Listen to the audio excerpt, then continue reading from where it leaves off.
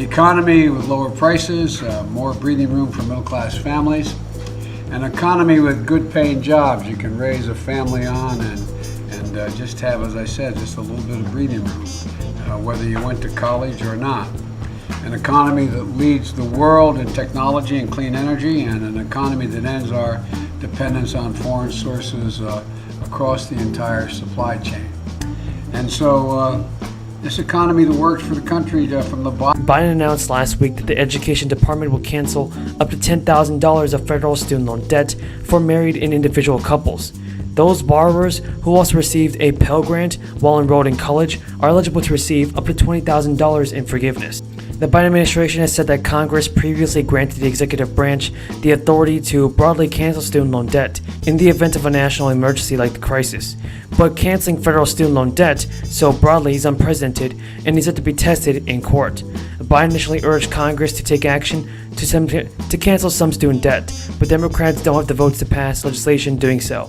In the Department of Education memo released last week, the Biden administration argued that the Higher Education Relief Opportunities for Students Act, passed in 2003, known as the HEROES Act, grants the Education Secretary the power to cancel student debt to help address the financial harm suffered during the crisis.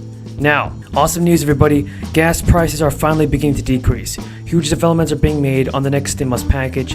Top progressive lawmakers are now pushing for fourth stimulus checks. These payments will be worth up to $2,000 and be sent out this year.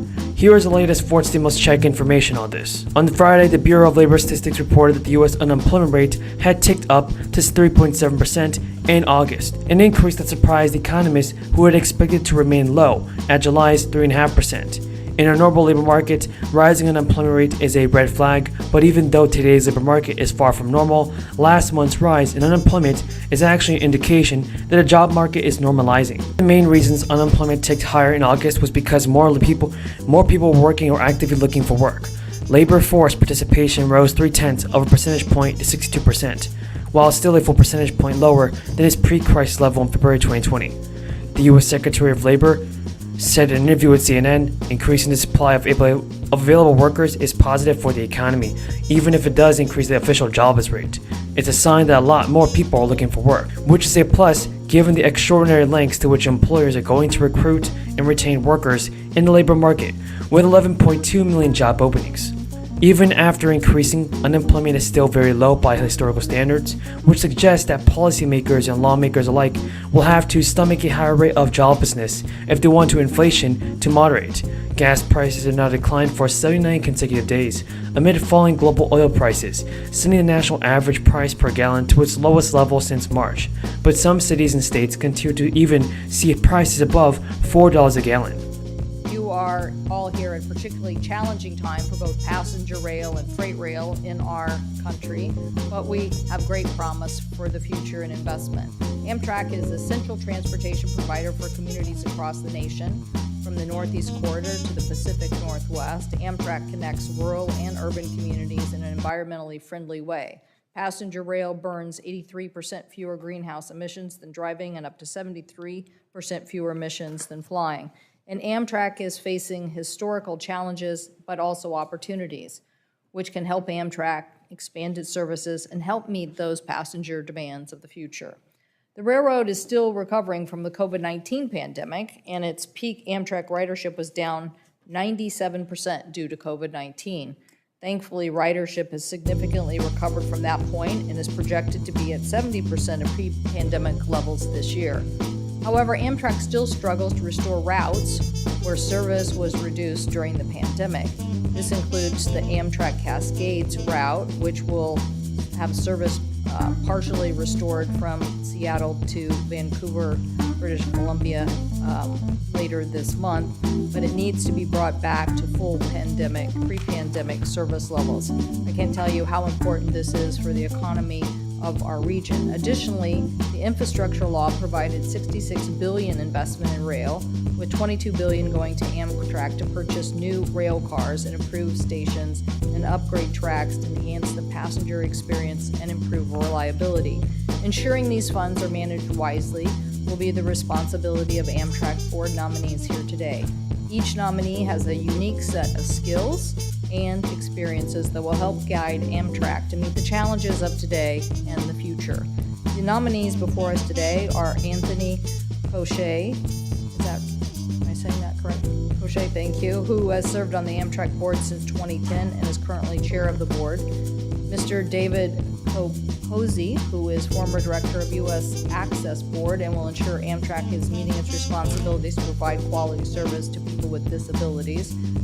Mr. Chris Coos, who was nominated for this role last Congress and currently serves as mayor of Normal, Illinois, which is served by Amtrak's Cardinal route.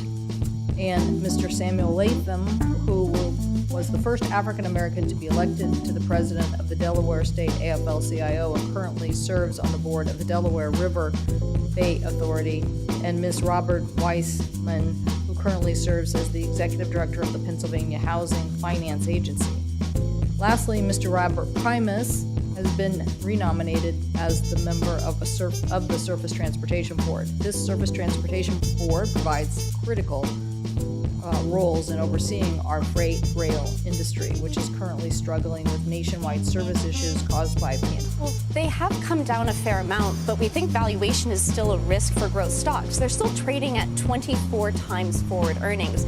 Now that's down from the 27 times that they peaked at back earlier in August, but 24 times is still expensive, mostly in the context of this liquidity environment.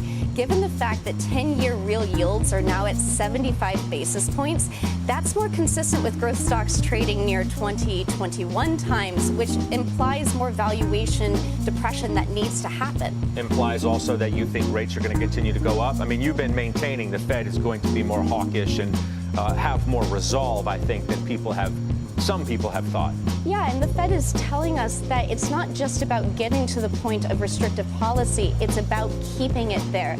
The Fed is afraid that if they do an about-face and start adding liquidity to this market, that they will reignite inflation. They talked about that at Jackson Hole. They do not want to repeat the stop-go policy of the 70s that saw that flip-flop and saw inflation cemented. What if they can stop, though, if inflation starts, or at least continue, I think you can say continues to trend in the right direction? Maybe they don't have to go as far, nor would they potentially have to cut because they haven't gone so far as to put the economy into nosedive? Yeah, I think that's a really good point, which is what Powell was trying to say back in July. He was saying we want to get to the point of restrictive, but we don't want to go so far that things get out of control because we know that monetary policy acts with a lag.